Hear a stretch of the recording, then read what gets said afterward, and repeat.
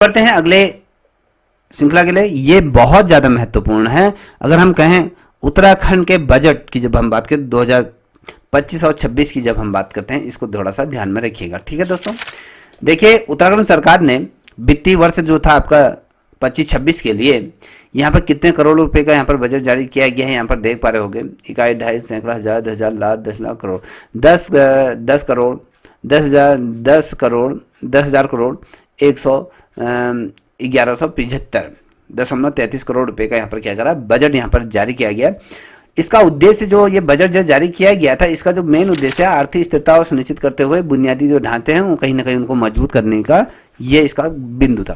Question पूछा जाएगा, देखिए आपको यहाँ पर दिया जाएगा कि 2025-26 का जो बजट है वो उसका उद्देश्य क्या है। आपको पता होना चाहिए कि आर्थिक स्थिरता सुनिश्चित करने के लिए और बुनियादी जो ढांचा है उसको मजबूत करने के लिए इसको बनाया गया।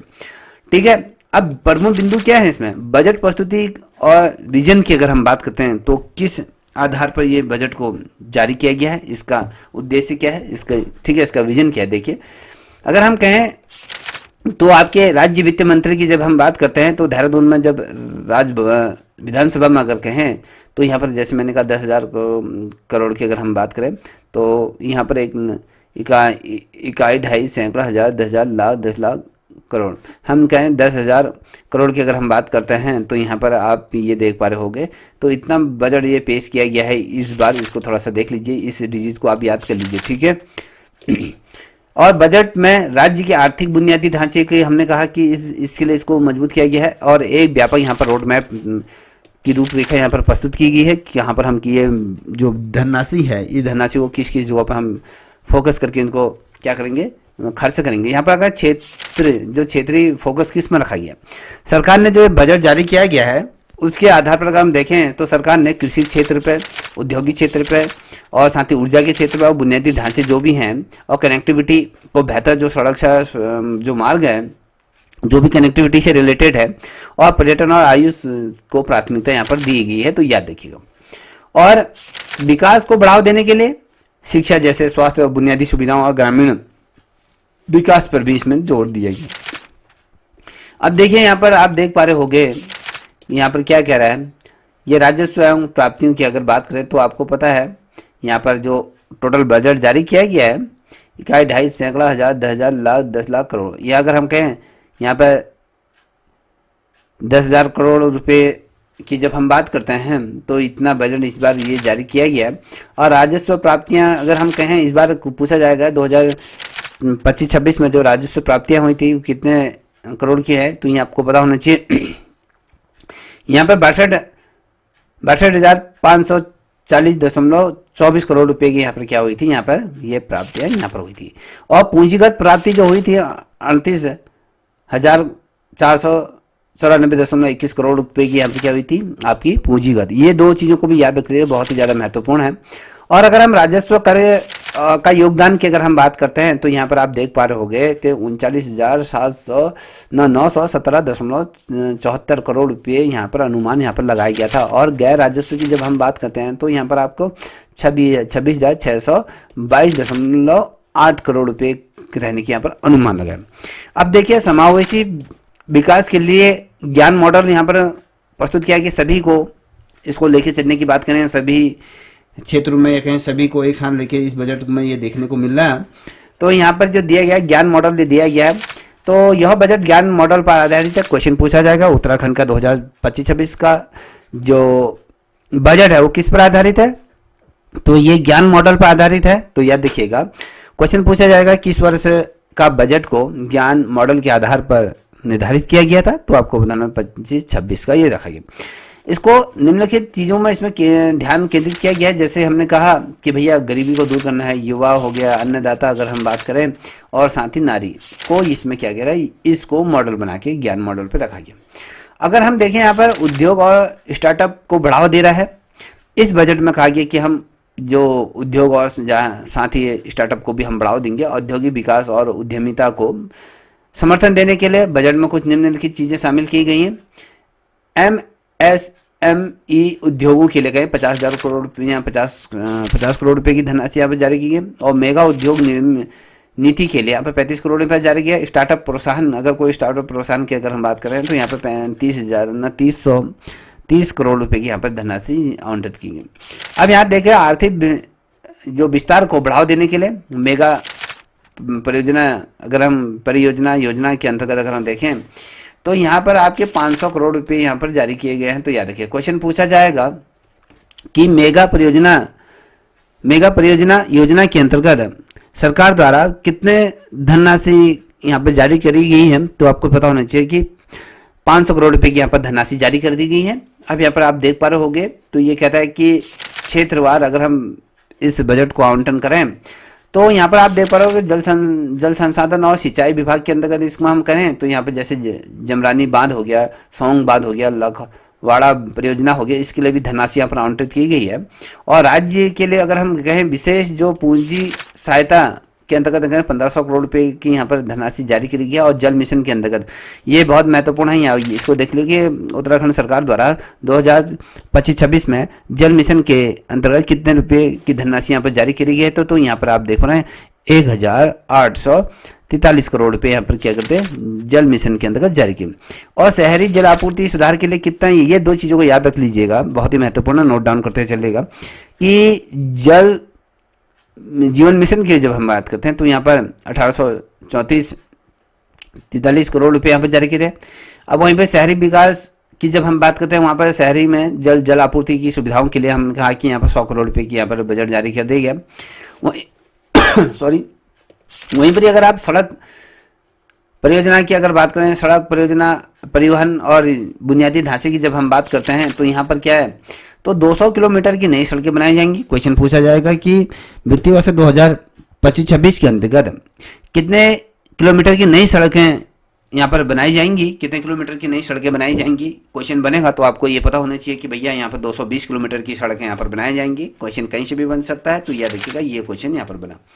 और यहाँ पर 1000 किलोमीटर सड़कों का पुनर्निर्माण यहाँ पर किया गया था। जो सड़कें जो खराब हो गई थी, जो डैमेज हो गई हैं, उनका जीर्णोद्धार कहें या कुछ भी कहें तो उनका पुनर्निर्माण यहाँ पर किया जाएगा। 1000 किलोमीटर की जो सड़कों का निर्माण किया जाएगा और 1550 किलोमीटर सड़कों का जो नवीनीकरण यहाँ पर किया जाएगा। जो क्षतिग्रस्त जो भी हो गया उनको पुनः अच्छी तरीके से, सही तरीके से उनका क्या किया जाए, नवीनीकरण किया जाएगा। ठीक है, तो कहने का मतलब है कि 1000 किलोमीटरों का सड़कों का क्या पुनर्निर्माण किया जाए। क्वेश्चन पूछा जाएगा कि 2025-26 के जो वार्षिक बजट जो जारी किया गया उसमें कितने किलोमीटर सड़कों का पुनर्निर्माण करने का सरकार का लक्ष्य रखा गया। तो आपको पता होना चाहिए कितने किलोमीटर का, तो आपको बताना है 1000 किलोमीटर का ये लक्ष्य रखा गया। वहीं पर अगर हम कहें 1550 किलोमीटर सड़कों का नवीनीकरण किया जाएगा। अभी देखिए सड़क सुरक्षा पहल के लिए यहाँ पर कहें तो कितने धनराशि यहाँ पर आवंटित किए गए, तो आपको बताना चाहिए 1200 करोड़ यहाँ पर जारी किए गए हैं। तो बहुत ही शानदार क्वेश्चन ये बना हुआ है, इस क्वेश्चन को नोट डाउन करें। जिसको लगता है कि प्रश्न ये श्रृंखला आपके परीक्षा के दृष्टिकोण से हेल्पफुल है तो प्लीज़ आपसे रिक्वेस्ट करूंगा इस चैनल को भी सब्सक्राइब और लाइक अवश्य करें। देखिए सड़क सुरक्षा पहल के लिए अगर कहें 1200 करोड़ रुपये यहाँ पर धनराशि जारी करेगी है। और नए पुलों का निर्माण जो किया जाएगा अगर कहें तो 37 नए पुलों यहाँ पर बनाए जाएंगे। पूछा जाएगा वित्तीय वर्ष 2025-26 में सरकार द्वारा कितने नए पुलों का यहाँ पर आधारशिला रखी जाएगी, तो 37 ये पुल हैं। PMGSY की अगर हम बात करें तो PMGSY अंतर्गत अगर कहें तो 1065 करोड़ रुपए यहाँ पर आवंटित किया गया है। और नागरिक उड्डयन विभाग की अगर बात करें तो ये 36.88 करोड़ रुपए यहाँ पर जारी किया गया। अब ये जो यहाँ पर जो मैं अगला करूँ पर्यटन और संस्कृति की अगर बात करें तो यहाँ से क्वेश्चन यहाँ पर बनने की संभावनाएं हैं। क्वेश्चन पूछा जाएगा कि टिहरी झील विकास के लिए 2025-26 में कितने रुपए का बजट जारी किया गया है। तो आपको बताना टिहरी झील का अगर सौंदर्य के विकास के लिए करेंगे तो ये 100 करोड़ रुपए की यहाँ पर धनराशि जारी की गई। और मानस खंड योजना के लिए अगर कहें तो यहाँ पर 25 करोड़ रुपए यहाँ पर जारी किए गए मानस खंड। ठीक है, और वाइट बेल्टन विलेज की अगर हम बात करें तो यहाँ पर इसके लिए 20 करोड़ रुपए यहाँ पर जारी करेंगे। और नए पर्यटन स्थलों के लिए कहें तो आपको यहाँ पर 10 करोड़ रुपए जारी करें। तो यहाँ पर ये लिख लीजिए, तो यहाँ पर आपकी जो 5 ये प्रश्न हैं, 4 प्रश्न हैं, तो ये 4 प्रश्नों को तो आप मुझे लगता है कि याद रख लीजिए किसी भी हाल में। यहाँ पर इंपॉर्टेंट क्वेश्चन है, ठीक है, ये याद रख लीजिए। अब यहाँ पर देखिए ये पांचवा प्रश्न है कि चार धाम सड़क नेटवर्क का सुधार के लिए अगर जो जिस नेटवर्क की जब हम बात करते हैं तो इसमें 10 करोड़ रुपए यहाँ पर जारी किया है कि यहाँ पर कहीं पर अगर सड़क डैमेज हो गई या नेटवर्क में कहीं भी कोई प्रॉब्लम आ गई तो वहाँ पर ये चीज़ें सुधारी जाएंगी। कहीं पर कोई लैंडस्लाइड आ जाती है, कुछ भी हो जाता है, तो ऐसी चीज़ों के लिए 10 करोड़ रुपए यहाँ पर सरकार द्वारा जारी किए गए। अब देखिए यहाँ कहीं से भी क्वेश्चन आपको बन सकते हैं, तो क्योंकि ओवरऑल जो बजट था तो बजट से रिलेटेड ये प्रश्नावली है आपकी। तो यहाँ पर आप देखिए कि पर्यावरण और सशक्त विकास की जब हम बात करते हैं तो कैंपा योजना की जब हम बात है तो अगर हम पर्यावरण की जब बात करते हैं, सशक्त विकास की जब हम बात करते हैं तो कैंपा योजना के लिए अगर हम देखें तो 395 करोड़ रुपए यहाँ पर आवंटित किए गए हैं। और जलवायु परिवर्तन समन के अगर हम बात करें, जिस प्रकार से क्लाइमेट चेंज हो रहा है तो उसके लिए सरकार इसमें 60 करोड़ यहाँ पर रुपये जारी कर दिए गए। स्प्रिंग एंड रिवर रिलीवेशन की अगर हम अथॉरिटी की बात करें तो यहाँ पर 125 करोड़ रुपए इसके लिए भी जारी किए गए हैं। और सार्वजनिक वन रोपण परियोजना की बात करें तो ये सार्वजनिक स्थलों पर अगर कहें जहाँ पर भी जो वनों की जहाँ पर ज़रूरत है, जहाँ पर वृक्षारोपण किया जाना है तो उसके लिए अगर कहें तो सरकार ने यहाँ पर 10 करोड़ रुपए की यहाँ पर क्या की धनराशि भी यहाँ पर जारी की गई। तो ओवरऑल इस जो बजट जारी किया गया उसका कहीं ना कहीं संक्षिप्त स्वरूप मैं लेके आया हूँ, इसको ध्यान में रखिएगा। सामाजिक सुरक्षा की और कल्याण के लिए अगर कहें तो यहाँ पर अगर सामाजिक सुरक्षा योजनाओं की अगर हम बात करें तो यहाँ पर 1811.66 करोड़ रुपए यहाँ पर आवंटित किए हैं। और विभिन्न जैसे कल्याणकारी जितने भी सब्सिडी योजनाएं हैं ना उत्तराखंड सरकार की, तो यहाँ पर 918.92 करोड़ रुपए यहाँ से अलग से यहाँ पर इसके लिए रखे गए हैं। और अगर हम कहें खाद्य सुरक्षा योजना तो इसको भी बहुत ज़्यादा महत्वपूर्ण है, यहाँ पर मैं इंपॉर्टेंट लिख देता हूँ, ये बहुत महत्वपूर्ण है तो इसको थोड़ा सा ध्यान में रख लीजिएगा, ये महत्वपूर्ण। तो इसके लिए यहाँ पर 600 करोड़ रुपये यहाँ पर जारी कर दिए गए हैं और ये भी बहुत महत्वपूर्ण है। प्रधानमंत्री आवास योजना के तहत 2025-26 के अंतर्गत कितने रुपए की धनराशि यहाँ पर जारी कर दी गई, तो आपको पता होना चाहिए 207.18 करोड़ रुपए इस वित्तीय वर्ष में उत्तराखंड सरकार द्वारा जारी कर दिए गए हैं। और प्रधानमंत्री आवास एक तो ग्रामीण है, एक शहरी आवास की अगर बात करते हैं तो ग्रामीण क्षेत्र की अगर हम बात करें तो 207.18 करोड़ यहाँ पर जारी कर दी गई।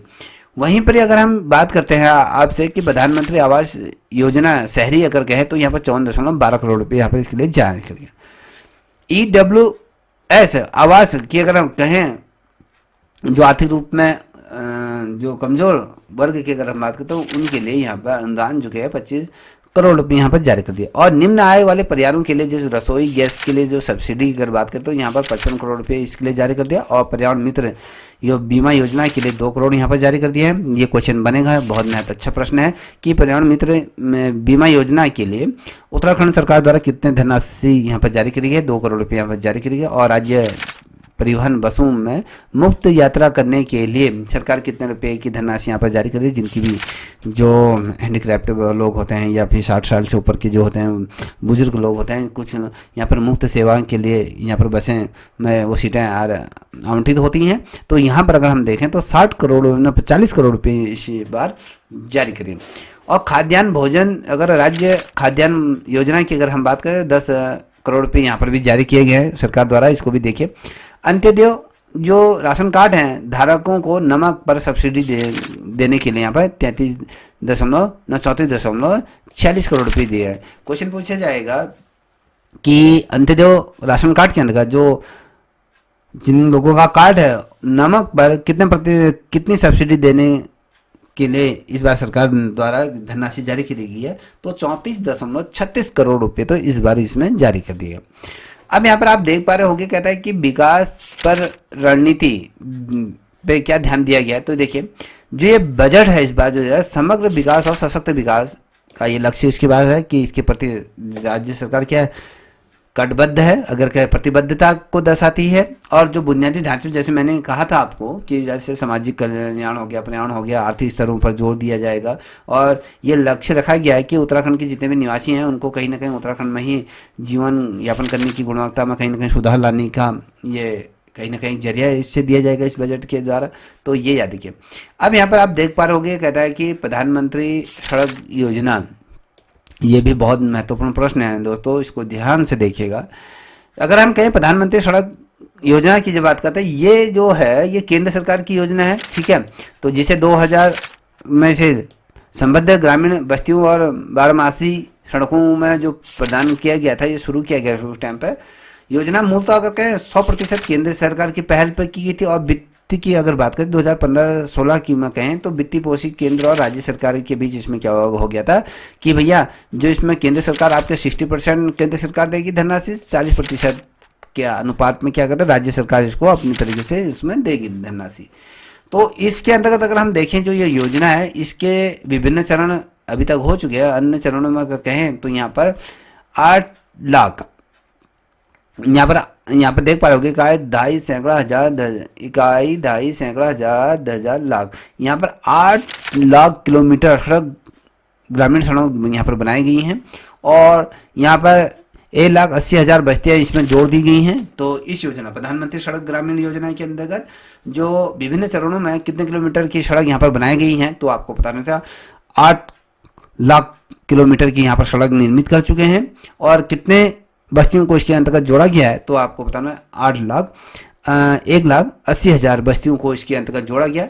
जीवंत ग्रामीण योजना एक, ये भी देख लीजिए, तो ये भी योजना है आपकी केंद्र सरकार के द्वारा प्रायोजित की जाती है, और इसकी घोषणा जो की गई थी, जो बजट पिछली बार जो जारी किया गया था 22-23 के अंतर्गत कहें तो उसमें क्या गया, और 2025-26 तक भी इसको रखने का क्या करा गया, निश्चय किया गया है। और इसमें क्या है, जो उत्तर सीमा पर स्थित जो गांव है उनके लिए विकास के लिए कहीं ना कहीं इसमें एक पहल की गई है, उनको मुख्य धारा में लाने के लिए, और जिन्हें सीमांत चिन्हित किया गया है, सीमांतवर्ती जो गाँव में रहने वाले लोगों के लिए उनकी जीवन की गुणवत्ता को सुधार, वहाँ पर सुविधाएं पूरी तरीके से प्राप्त हो, चिकित्सा, स्वास्थ्य, ये तमाम अलग अलग चीज़ों की अगर हम कहें तो यहाँ पर सारी चीज़ें यहाँ पर उपलब्ध कराने के लिए इस क्षेत्र में यहाँ पर ध्यान दिया गया है। अगर जीवंत ग्रामीण योजना की जब बात करते हैं तो यहाँ पर हिमाचल प्रदेश हो गया, उत्तराखंड हो गया, अरुणाचल प्रदेश हो गया, आपके सिक्किम हो गया, लद्दाख के सीमांत क्षेत्रों को यह कवर करेगी। क्वेश्चन पूछा जाएगा कि जो जीवंत ग्राम कार्यक्रम है ये कितने राज्यों को ये जोड़ते हुए चलती है, कितने, तो आपको पता होना चाहिए हिमाचल प्रदेश 1, उत्तराखंड 2, अरुणाचल 3, और साथ ही सिक्किम 4 और लद्दाख 5 क्षेत्रों को ये क्या करेगी, कवर करेगा। ठीक है, याद रखिएगा। ठीक है, अब इसमें अगर हम देखें इसमें कितने गांव सम्मिलित हैं, क्वेश्चन पूछा जाएगा कि जीवंत ग्राम कार्यक्रम के अंतर्गत कुल गांव कितने सम्मिलित हैं, तो आपको पता होना चाहिए यहाँ पर आपके 2,963 गाँव यहाँ पर शामिल होंगे, जिसमें से अगर कहें पहले चरण में जो शामिल किए गए हैं, तो पहले चरण में जो शामिल किए जाएंगे, तो आपको पता नहीं, ये बहुत ही महत्वपूर्ण प्रश्न है, इसको मैंने तो अंडरलाइन कर दिया गया, इसको देख लीजिए।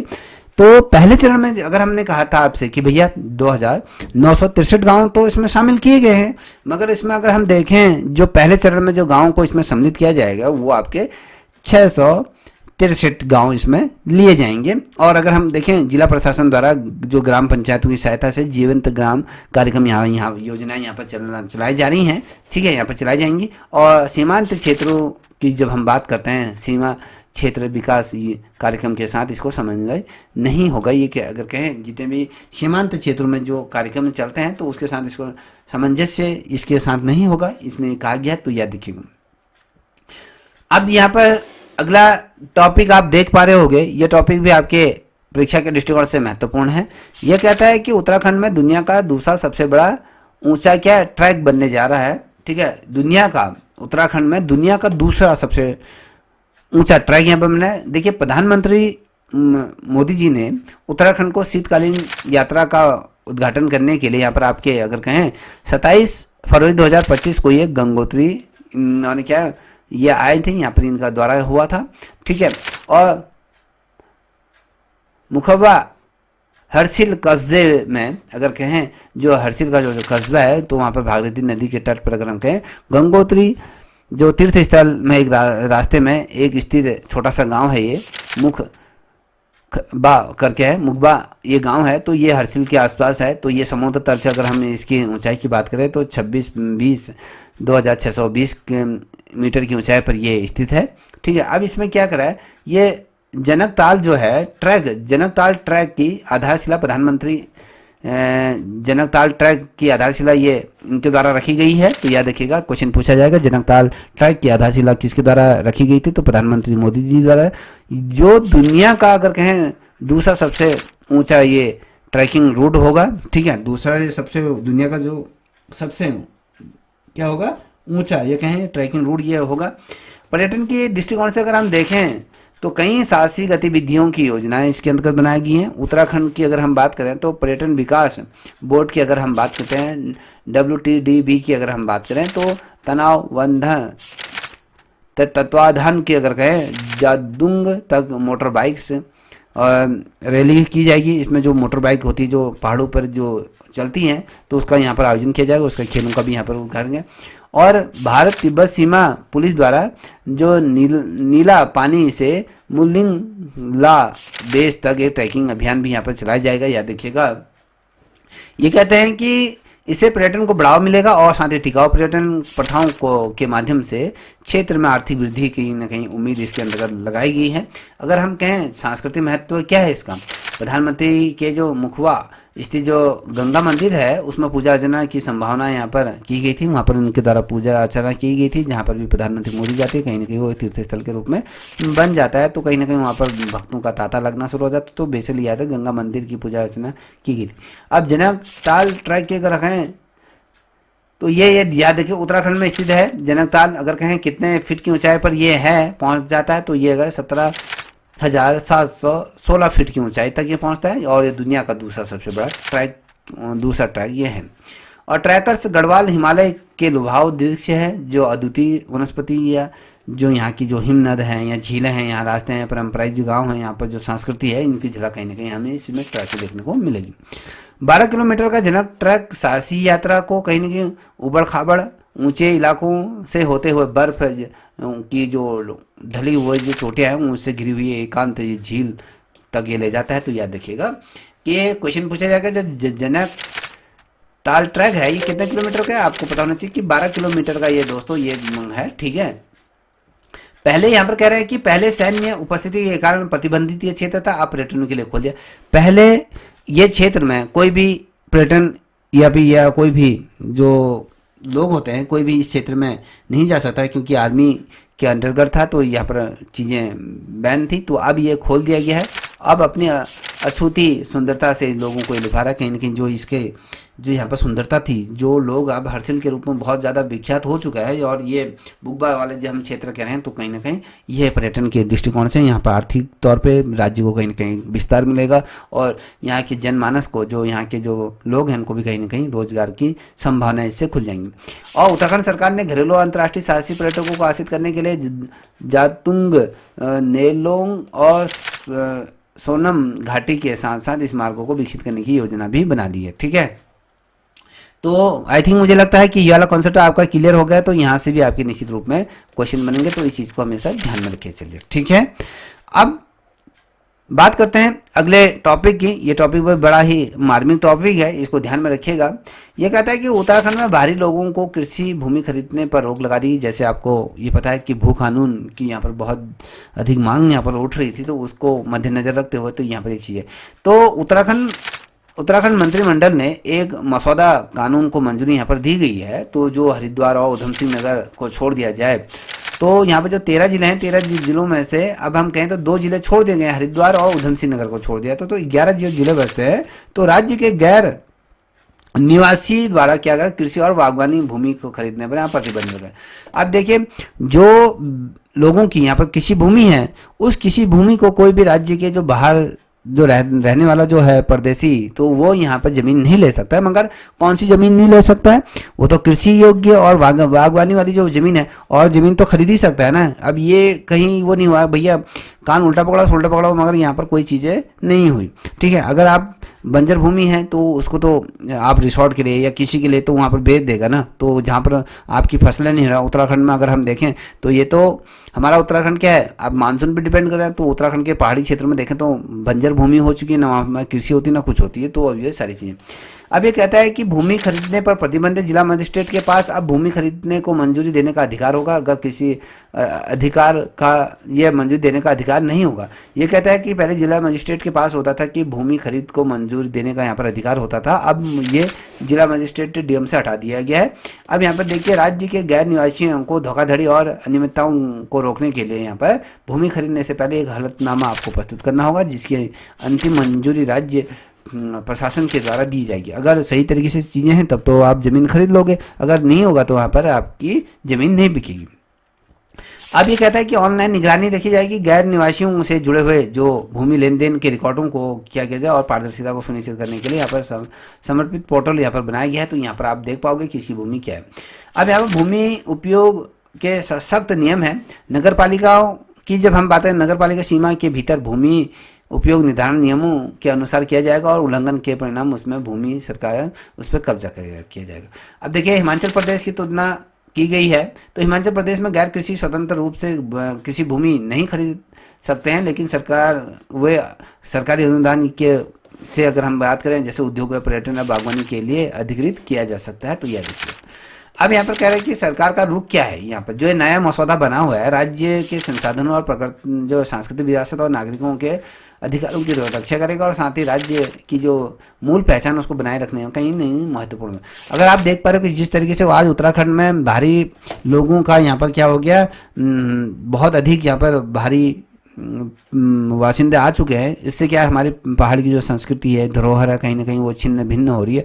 जो वास्तव में जो हमारे पहाड़ थे अब वो पहाड़ ना रहते हुए अब ये जो परदेशी लोग आ चुके हैं, तो कहीं ना कहीं उत्तराखंड परदेशियों का कहीं ना कहीं एक बड़ा उद्योग केंद्र बन चुका है। यहाँ के जो ग्रामीण लोग हैं, जो यहाँ के वासिंदे हैं, वो हाशिए की दहलीज में धकेल दिए गए हैं। तो ये चीज़ें आप सभी को पता होगा, ठीक है।